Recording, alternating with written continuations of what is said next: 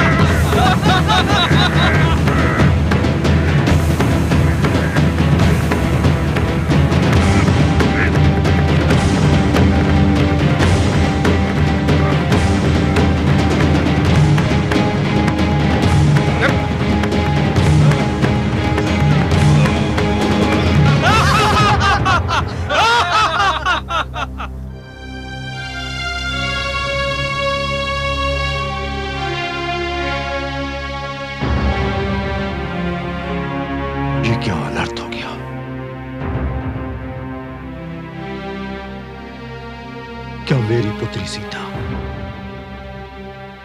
मेरी नयनतारा जीवन पर अविवाहित रह जाएगी?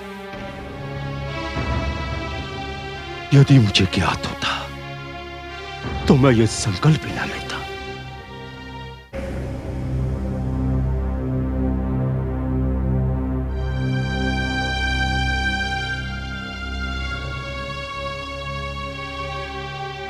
इस शिवधनुष को मेरी पुत्री सीता बाल्यकाल में हंसते हंसते उठा लिया करती थी। उसे आज उसे कोई टस से मस भी नहीं कर सका।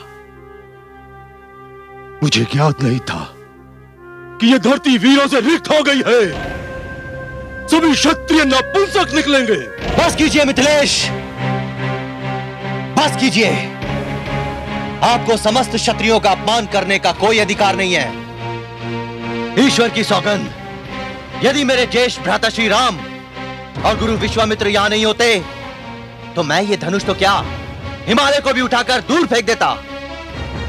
आकाश में कड़कती हुई बिजली को अपने हाथों में थामकर 2 टुकड़ों में कर देता। नभ में चलते हुए तारों को इन हाथों में दबाकर मसल कर रख देता। आपने क्षत्रियों का शौर्य देखा कहां है मिथिलेश? नहीं अनुज, मिथिलेश हमारे आदर योग्य हैं। उन्होंने जो कुछ कहा वो किसी को अपमानित करने के लिए नहीं, ये तो एक पिता की व्यथा है। क्षमा मिथिलेश।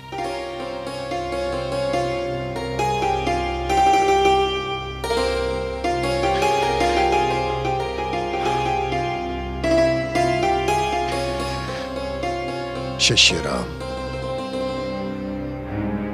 मेरे लिए मिथिलेश का दुख असहनीय हो रहा है। जाओ और महाराज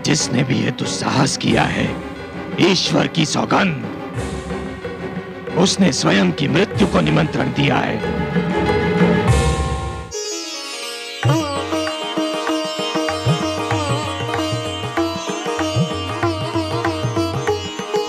हे देवाधिदेव, आपको कोटि कोटि धन्यवाद। आपके इस दिव्य धनुष को उठाने का महान कार्य आपके आशीष के बिना असंभव था महादेव। मैं नतमस्तक हूं। हे गौरी माता, आपने सत्य ही कहा था। जिसका जिस पर सत्य स्नेह होता है, उससे वो मिलता ही है।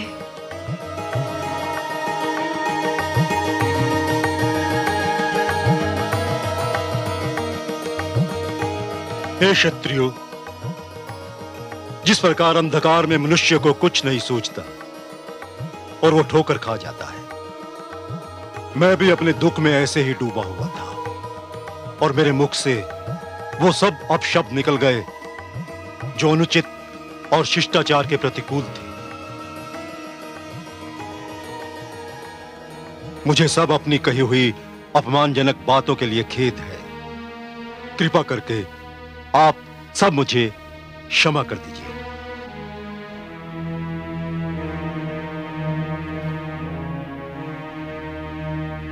अब अपने पिता के वचन का पालन करो जनक नंदिनी। श्री राम ने स्वयंवर में स्वयं को तुम्हारे पति होने के योग्य सिद्ध कर दिया। जाओ, उनके गले में वरमाला पहनाओ। दीदी चलो।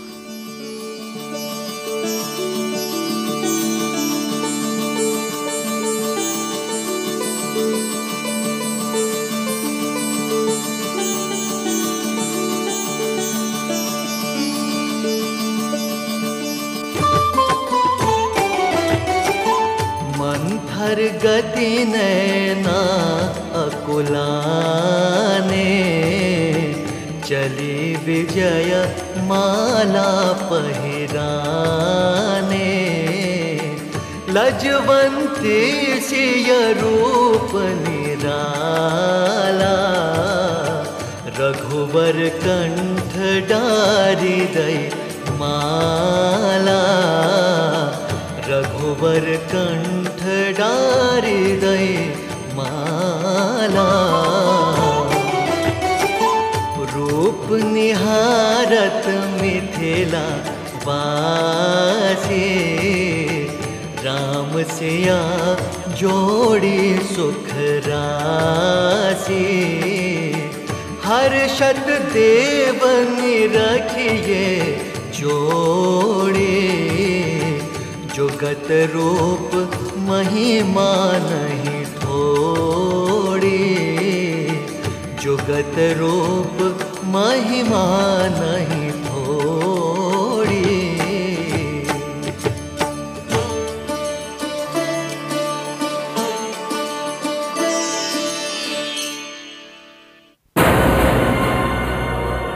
शंभो!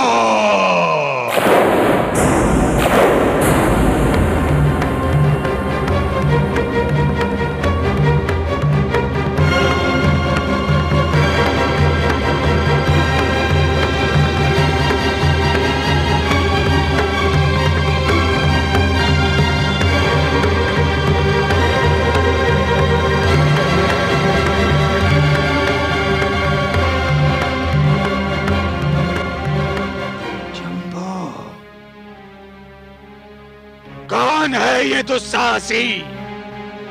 कौन है? महाराज जनक! ऋषिवर,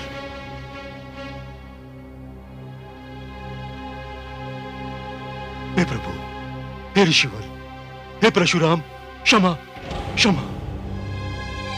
मैंने भगवान शिव के समक्ष ये प्रतिज्ञा ली थी कि जो भी इस शिव धनुष को उठाकर इस पर प्रत्यंचा चढ़ाएगा, मैं उसी से अपनी पुत्री सीता का विवाह करूंगा। तुम्हारी प्रतिज्ञा का संबंध इस धनुष को उठाने एवं उस पर प्रत्यंचा चढ़ाने से था, इसे तोड़ने से नहीं। जिसने भी यह अपराध किया है, वो मेरे सामने आए।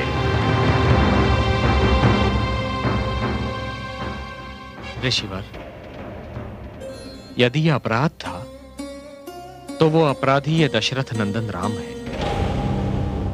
किंतु मेरा विश्वास कीजिए ऋषिवर, मैंने यह अपराध जानबूझकर नहीं किया है। प्रत्यंचा चढ़ाने की चेष्टा में धनुष मुझसे टूट गया। यदि आपको इससे दुख पहुंचा है तो क्षमा प्रार्थी हूं।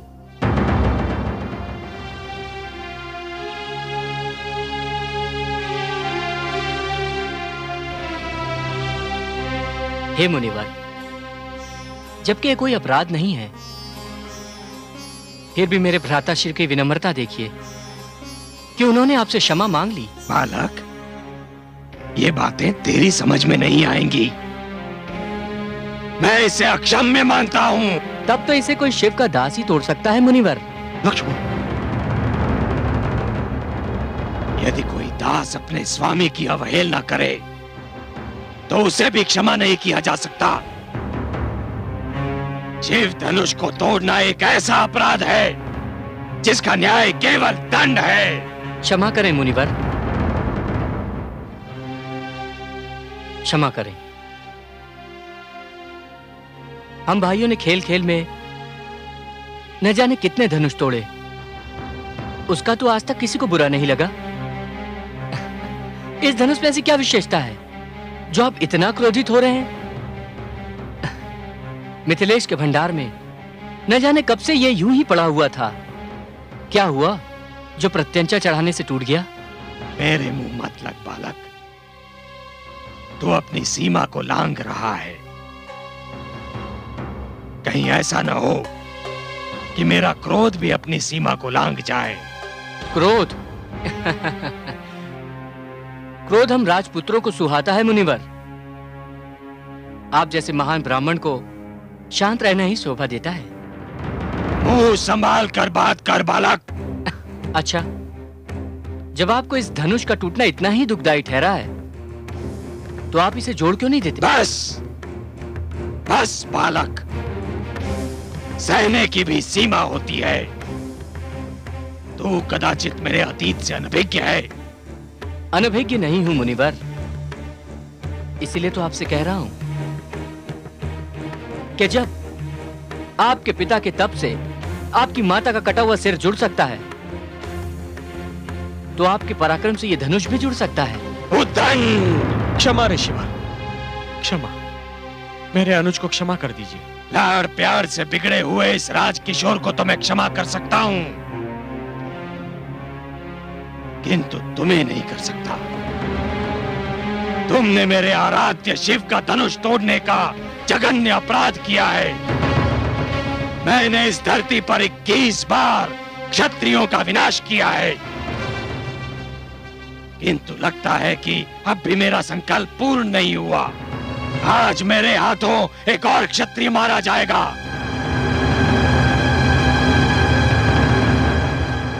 तो अपना प्रण पूरा कीजिए मुनिवर।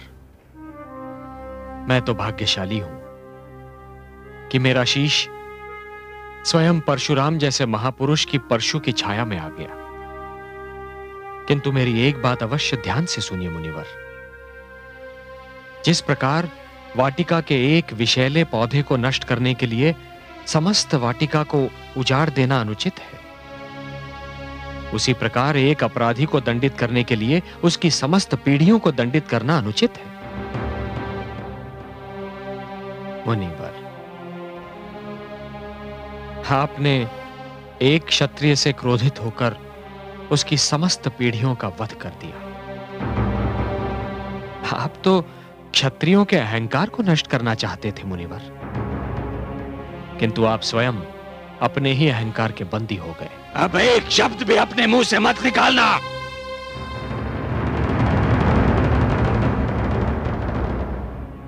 क्यों मुनिवर? इसलिए कि मेरे शब्दों में आपके परशु से भी अधिक धार है। कोई अतीत के बोझ को लेकर आजीवन जी नहीं सकता मुनिवर। आप अपने अतीत के अहंकार को वर्तमान में ले आएंगे, वर्तमान से भविष्य में ले जाएंगे तो थक जाएंगे। मुनिवर, मेरी आंखों में देखकर बताइए, कौन सा आक्रोश आप हम पर निकाल रहे हैं?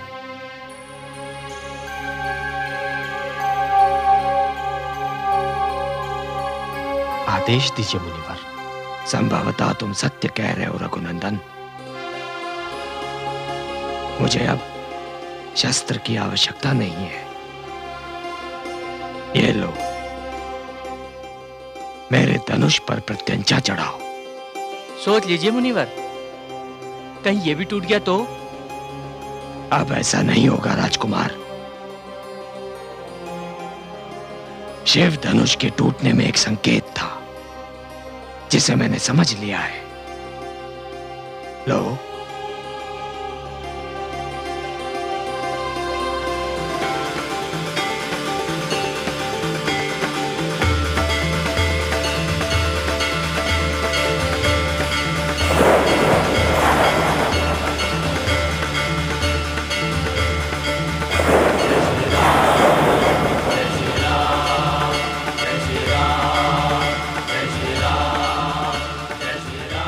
प्रभु, प्रभु, राम अवतार आ गया है। हे नरश्रेष्ठ, मुझसे सचमुच भूल हो गई थी। अब मैं अपने अतीत के अहंकार से उतर गया हूं। ब्राह्मण होकर भी मैं क्षत्रिय कर्म करने पर विवश हो गया था प्रभु। अब मैं संपूर्ण ब्राह्मणत्व प्राप्त करने जा रहा हूं।